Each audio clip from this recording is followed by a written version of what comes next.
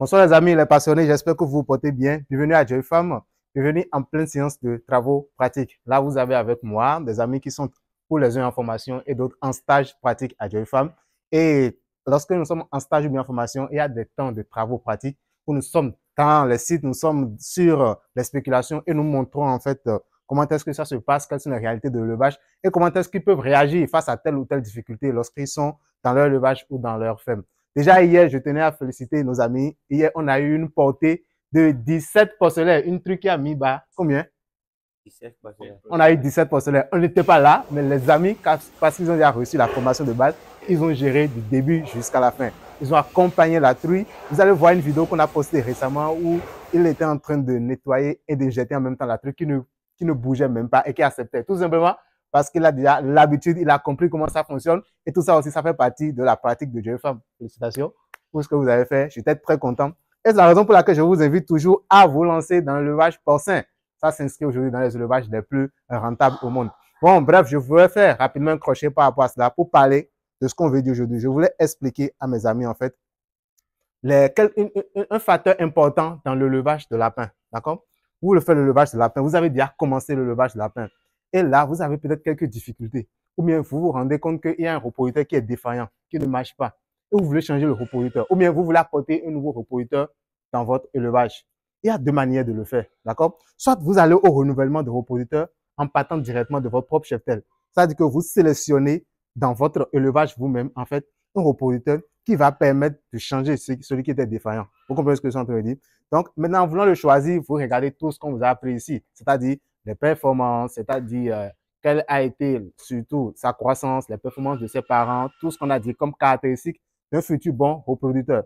Donc, on dit on est à l'auto-renouvellement. On a choisi ça dans notre propre cheptel, d'accord? Ou carrément, qu'est-ce que vous faites?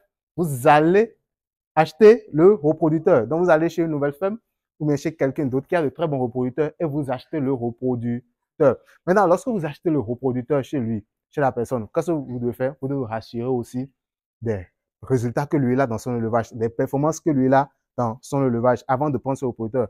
Si vous amenez quelque chose de médiocre, qui n'est pas performant du tout dans votre élevage, vous n'allez pas avoir les résultats que vous voulez. Vous allez dépenser, acheter le reproducteur, vous n'allez pas avoir le retour que vous voulez. Et là, vous allez perdre des animaux. Vous n'allez pas avoir même les bons résultats que vous voulez. Et là, vous n'allez simplement pas rentabiliser votre élevage. Maintenant, là, il faut faire toujours attention. Il y a beaucoup de choses. Il y a des trucs de race, des choses de performance avant de choisir le reproducteur. D'accord? On va parler. Il y a même une race que je voulais montrer rapidement. Qui peut me montrer comment on prend le lapin? Comment on contient le lapin? Quelqu'un? Viens. Voilà, le lapin est là. Je veux le contenir. Comment est-ce que tu le prends? D'abord, on prend le on saisit. Oui, montre-nous. Très bien. Donc, c'est comme ça que se fait la contention du lapin. Pour effectuer le transport, on peut le contenir comme ceci.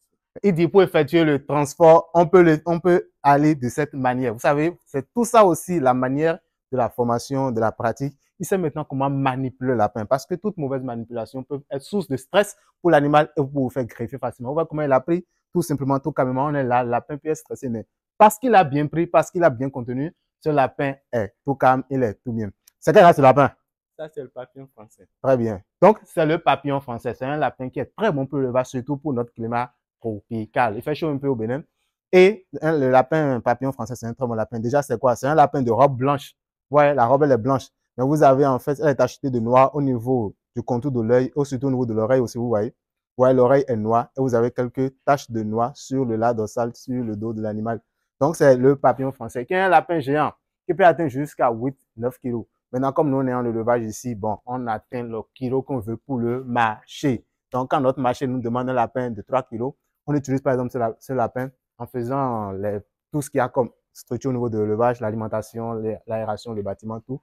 Vous pouvez atteindre rapidement ce kilo. Et donc, quand le lapin a ce kilo, vous le sortez rapidement et vous vous rentabilisez.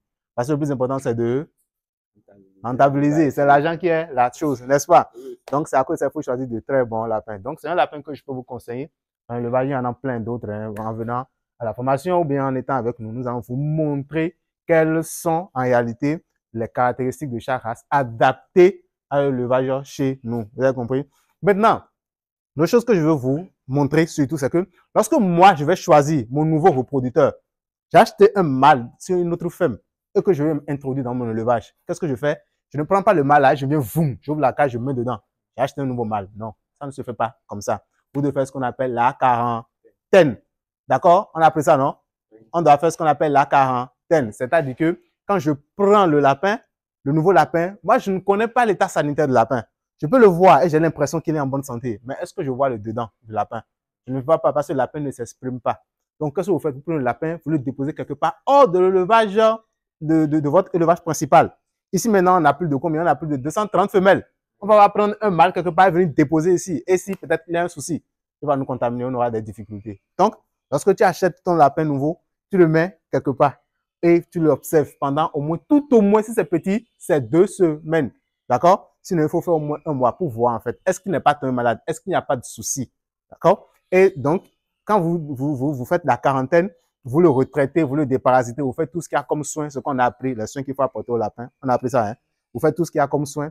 Et maintenant, quand les lapins, maintenant, vous voyez qu'il n'y a pas de souci, c'est maintenant que vous l'amenez dans votre élevage. Et ce n'est qu'après ça que vous commencez les croisements, vous commencez par l'utiliser. Sinon, si vous l'amenez directement, s'il n'y a rien, gloire à Dieu, mais on ne va pas attendre la chance. Il faut prévoir. Donc, il faut toujours que vous fassiez les quarantaines avant de ramener les lapins dans votre cheptel et de commencer les croisements. On a compris ce qu'on a appris aujourd'hui. On a compris. Chacun, vous êtes capable maintenant de le faire. Je ne vais pas venir chez vous après, je vais voir que vous avez perdu le lapin à cause de bêtises. Il y a des choses que vous pouvez éviter tout facilement. D'accord? Donc, c'était un moment pratique, un moment de joie où on a voulu partager avec vous comment ça se passe parce que nous sommes à la ferme de la joie. C'est la ferme de la joie. Et c'est avec plaisir que nous accompagnons, que nous aidons. Donc, si vous avez des projets, venez, nous allons vous faire accompagner, nous allons vous suivre pour que des erreurs qui peuvent vous faire perdre des animaux, vous puissiez les éviter tout facilement. C'est la joie. Soyez en joie, non? Vous souriez. Donc, nous sommes en joie et c'était avec plaisir que nous étions avec vous. Abonnez-vous. Je vous remercie.